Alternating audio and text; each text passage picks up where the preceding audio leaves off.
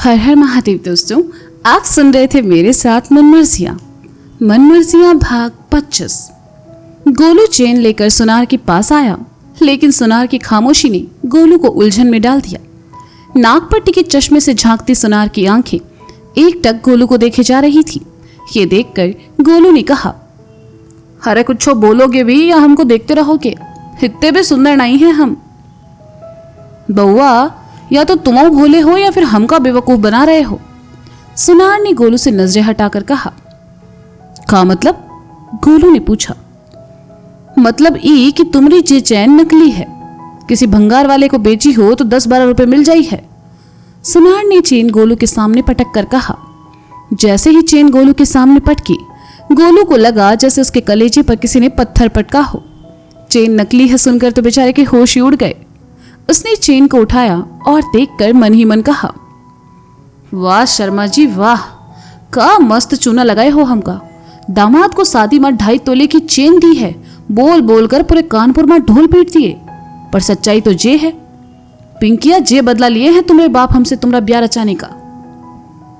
अरे बउआ, लेकर जाओ इसे, वरना नकली माल बेचने के जुर्म मां अंदर करवा देंगे। पता नहीं कहां से बकत खोटी करने आ जाते हैं। सुनार ने कहा तो गोलू से घूरते हुए दुकान से बाहर निकल गया। गोलू दुकान से बाहर आया और चेन को देखते हुए कहा, अरे हम कौन सा शादी में दहेज मांगे रहे? पिंकिया के पिताजी से जो बदले में हमका ये नकली चेन थमा दी। एक भसड़ से निकलते नहीं कि दूसरे में फंस जाते हैं।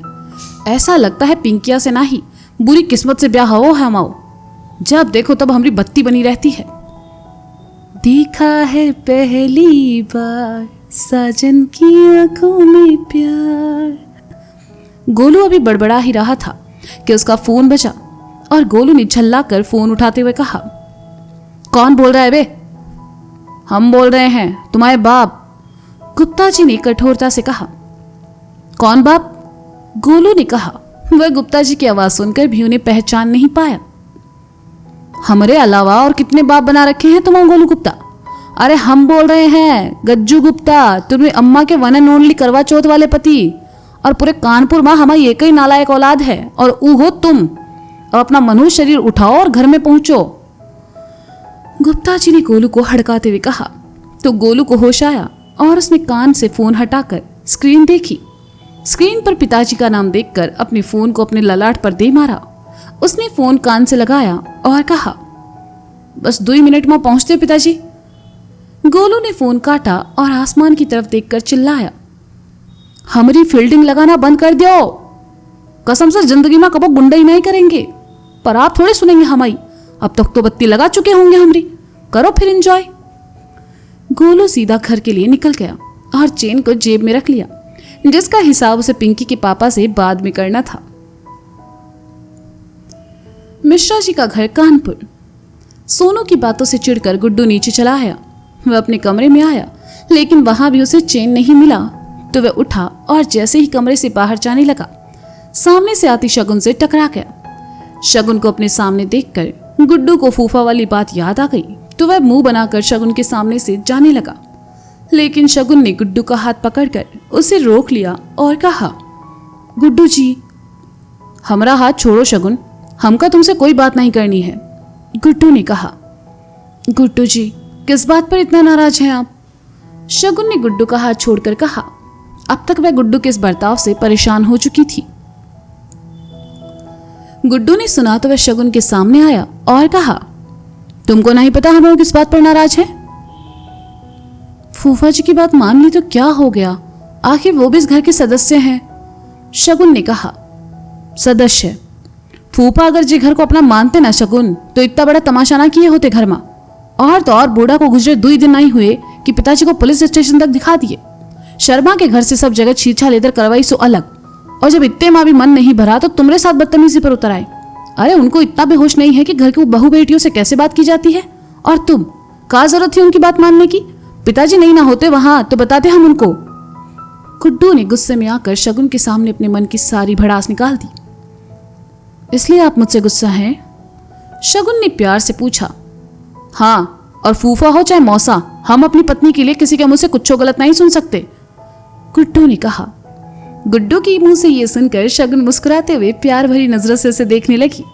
शगुन को मुस्कुराते देखकर गुड्डू ने अपनी भवें उचकाई तो शगुन ने बड़े प्यार से कहा, क्या कहा आपने कि आप अपनी पत्नी के लिए किसी से कुछ गलत नहीं सुन सकते? हाँ तो क्या गलत कहे? हमारी पत्नी है तो हमारी जिम्मेदारी बनती है ना हम उनके मान सम्मान की रक्षा करें। ऐसे कोई भी कुछ भी आके बोलेगा और हम लोग सुन लेंगे? अरे मजाक है का? शादी के वक्त वचन दिए हैं कि सबके सामने अपनी पत्नी के मान सम्मान की रक्षा करेंगे तो कर रहे हैं, पर साला जब पत्नी ही हमें खिलाफ हो तो हम क्या करें? मतलब नाराज होने का हक भी ना है हमको, गुड्डू ने कहा। शगुन ने अपने दोनों हाथों को आपस में बांधकर गुड्डू को देखा और कहा, बिल्कुल हक है, और आपको तो ये भी हक है कि आप मुझे इस गलती के लिए डांट भी लगा दें।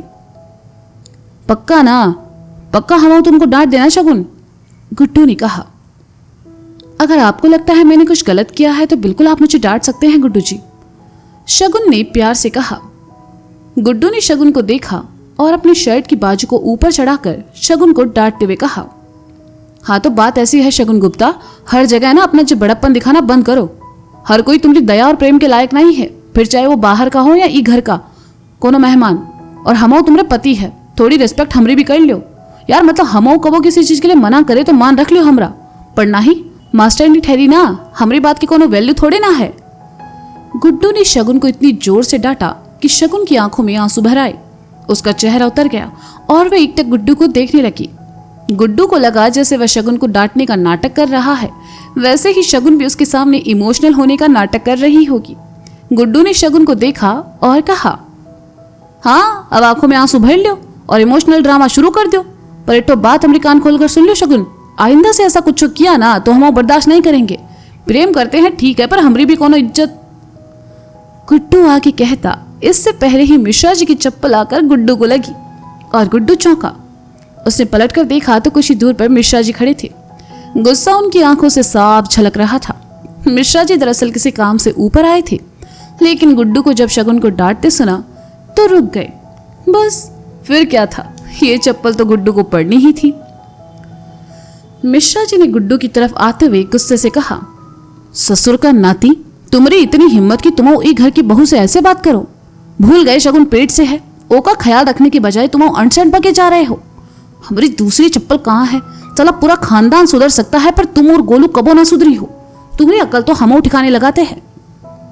अरे पिताजी माफ कर दो, हमो शगुन को सच्ची माना ही डांट रहे थे, हमो तो बस मजाक, गुड्डू ने कहा। मिश्रा जी ने गुड्डू का हाथ पकड़ा और मोड़कर पीठ से लगाते हुए कहा, पति पत्नी का मजाक कमरे की चार दीवारी में शोभा देता है बेटा, खुले आंगन में नहीं। और हमने मजाक शुरू किया ना तो बिलबिला के रो पड़ोगे। अभी माफी मांगो शगुन से। पापा जी गुड्डू जी तो बस, शगुन ने कहा। तुम चुप रहो शगुन, तुमने ही हर बार पक्ष लेकर इनको सर चढ़ाया है, इसलिए आज तुम्हारे ही सर पर तांडव कर रहे हैं, मिश्रा जी ने कहा। तो शगुन ने सर झुका लिया। मुंह में दही जमा लिए हो, माफी मांगो, मिश्रा जी ने गुड्डू से कहा। लेकिन गुड्डू कुछ कहता इससे पहले ही गुड्डू का फोन बजा तो मिश्रा जी ने दूसरे हाथ से गुड्डू की जींस की पीछे वाली पॉकेट में रखा फोन निकाला और स्क्रीन पर गोलू का नाम देखकर कहा, लो दामन फटने लगा तो चोली भी पीछे पीछे आ पहुंची। गुड्डू और शगुन कुछ समझते इससे पहले मिश्रा जी ने फोन उठाया और कान से लगाया। वे कुछ बोलते उससे पहले गोलू बोल पड़ा, हेलो, हाँ गुड्डू भैया, क्या कर रहे हो? तुमरे गुड्डू भैया हमरे हाथ की पंजीरी खा रहे हैं, कहो तो तुमरे लिए भी भिजवाए दें, मिश्रा जी ने कहा। अरे प्रणाम मिश्रा जी, गुड्डू की जगह मिश्रा जी की आवाज सुनकर गोलू ने हड़बड़ा कर कहा, फोन रखो बावड़चंद, वरना फोन में घुसकर ऐसा कंटाप मारेंगे कि धरती चाटोगे, मिश्रा जी ने कहा। तो गोलू ने फोन काट दिया। मिश्रा जी ने गुड्डू को देखा और कहा, पूरे कानपुर में दोस्त बनाने के लिए जेई मूर्ख मिला रहा तुमको? अरे पिताजी जाने दीजिए ना, वो बेचारा पहले ही इतना परेशान है, गुड्डू ने कहा। परेशान? उड़ता तीर छाती में लेने की आदत है वो की, कहो तो माफी हमो मांग ले, कहा है कि तुम तो कुछ बोलोगे नहीं, मिश्रा जी ने गुड्डू को ताना मारते हुए कहा। हमका माफ कर दो शगुन, आगे से तुम पर ऐसे नहीं चिल्लाएंगे, गुड्डू ने खांसते हुए मरे हुए स्वर में कहा। तो मिश्रा जी ने उसका हाथ छोड़ा और सामने करके कहा, आखिरी बार समझा रहे हैं गुड्डू, आइंदा से हम तुमको बहू पर ऐसे चिल्लाते देखे ना तो तुम्हारे 30 पुशर्ट और 12 पेंट के साथ ई घर से निकालकर बाहर फेंक देंगे तुमको। सुधर जाओ, कहकर मिश्रा जी वहां से चले गए। गुड्डू को अपनी गलती का एहसास हुआ कि वह छोटी सी बात पर शगुन से इतना नाराज हो गया। वहीं शगुन को एहसास हुआ कि एक पत्नी होने के नाते उसे गुड्डू की भावनाओं का ख्याल रखना चाहिए था।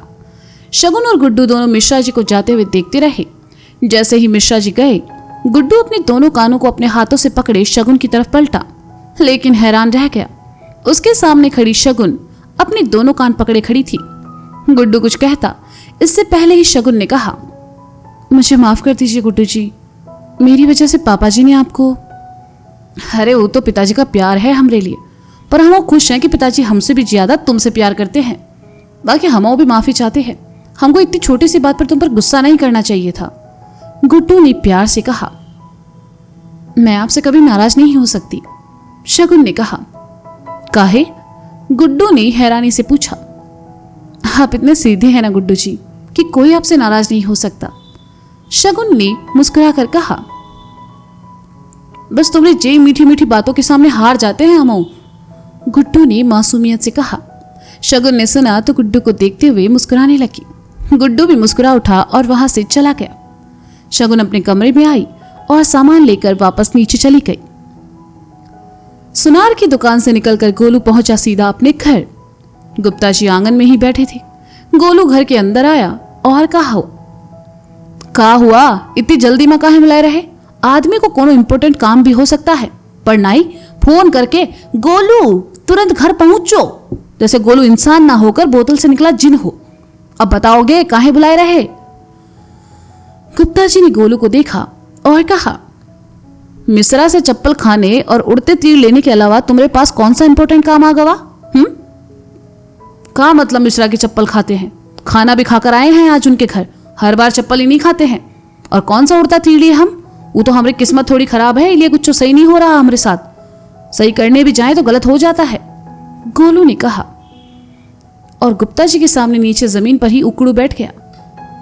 किस्मत खराब है तो जे हाल है, किस्मत अच्छी होती तो कौन सा झंडे गाड़ लेते। हमका जे बताओ उस साला शर्मा के साथ का चक्कर है तुम्हारा? वो काहे हाथ धो के पीछे पड़ा है तुमरे? चक्कर का चक्कर? हम वो लौंडिया हैं जो चक्कर चलाएंगे ओके साथ, गोलू ने कहा। एक तो साला जे पूरा सिस्टम ना बिगाड़ रखे हैं आजकल के लौंडे। अबे जे औरतन के चक्कर से बाहर निकलो तब ना कुछ समझ आई है। अभी 2 घंटा धर दिए ना तो पता चलेगा कि पंजीरी कहाँ बट रही है। चक्कर से हमारा मतलब है वो शर्मा तुम्हारे पीछे काहे पड़ा है, गुप्ता जी ने गोलू को हड़काते हुए कहा। अरे हमें का पता, वो तो जब से हम उनकी बिटिया ब्याह हैं तभी से यमराज बन के हमारी छाती पर चढ़े हुए हैं, गोलू ने चिढ़ते हुए कहा। गुप्ता जी को चाय देने आई पिंकी ने सुना तो कहा, हमारे पापा के बारे में कुछ गलत ना कहो गोलू। गोलू ने सुना तो पिंकी की तरफ पलटा और कहा, तुम्हारे उन्हीं आदरणीय पिताजी ने बत्ती लगा रखी है हमरी। सर अपने ही दामाद की जिंदगी में चरस कौन बोता है? कसम से पिंकिया बता रहे हैं, बहुत जलील आदमी है तुम्हारे पिताजी। अपनी गलतियों का टोकरा हमरे पापा के सर पर ना रखो तुम, पिंकी ने भी गुस्से में आकर कहा। अरे टोकरा ठहरेगा भी कहा उनके सर पर? गिनती के 4 तो बाल हैं उनको, वो भी जब देखो तब पुष्पीना से रंगते रहते हैं जैसे मोहल्ले के शाहरुख खान वही हो, गोलू ने कहा। तो पिंकी का गुस्सा और बढ़ गया और वह वहां से चली गई। गोलू को लगा कि पिंकी डर कर अंदर चली गई है तो वह गुप्ता जी की ओर देखकर मुस्कुराया और कहा, देखा पिताजी, लव मैरिज किए हैं फिर भी बीवी के सामने खौफ है हमरा। गुप्ता जी ने कुछ नहीं कहा, वे बस खामोशी से गोलू को देख रहे थे जैसे वे जानते हो कि आगे क्या होने वाला है। गोलू बाहर चौड़ में खड़ा था कि अगले ही पल पिंकी अपना बैग लेकर आई और जैसे ही जाने को हुई गोलू ने कहा, अरे जे बैग लेकर तुम कहां जा रही हो? जा रहे हैं अपने पापा के घर, कहते हुए पिंकी ने गोलू को साइड किया और जैसे ही दरवाजे की तरफ बढ़ी गोलू उसके आगे जमीन पर लेट गया और कहा, ए पिंकिया, अगर तुमको जाना ही है ना तो हमारी लाश के ऊपर से गुजर के जाना पड़ी है। पिंकी रुक गई तो गोलू मुस्कुराया और कहा, हे बाबू हम बस मजाक। गोलू अपनी बात पूरी करता इससे पहले पिंकी घर के दूसरे गेट की तरफ बढ़ गई। गुप्ता जी खामोशी से गोलू और पिंकी का तमाशा देख रहे थे। पिंकी को जाते देखकर गोलू उठा और गुप्ता जी को देखकर कहा, कुछ बोलोगे? गुप्ता जी उठे और अफसोस भरे स्वर में कहा, और करो लव मैरिज। गुप्ता जी ने सिर्फ कहा ही नहीं बल्कि जाते जाते गोलू पर अपने शब्दों से गरम तेल की छींटे डालकर गए थे। तो दोस्तों, क्या लगता है आपको, क्या गोलू पिंकी को रोक पाएगा या फिर उसकी जिंदगी में फिर से कोई भसड़ होने वाली है? जानने के लिए सुनते रहिए मन मर्जियां मेरे साथ। और हाँ, जैसा कि मैंने कहा था, ये कहानी गोलू पर सिर्फ भाग 25 तक ही आधारित है। उसके बाद इस कहानी में आएगा एक बहुत ही प्यारा सा ट्विस्ट। तो वो ट्विस्ट सुनने के लिए बने रहना कल मेरे साथ। Bye bye.